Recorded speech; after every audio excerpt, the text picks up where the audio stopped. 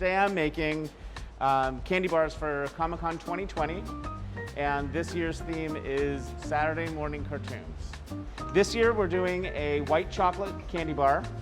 We have Fruity Pebbles, and then to kind of balance it out and give it a little bit more fruit, we're doing dehydrated raspberry.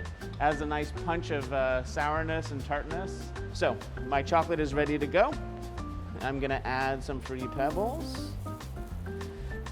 Add some of that delicious tart raspberry. Just give it a little stir. Then we have a chocolate mold for our bars. We're gonna scoop it in.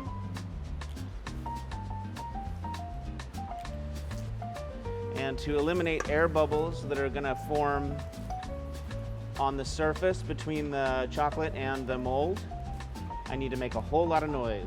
So it's gonna get noisy here.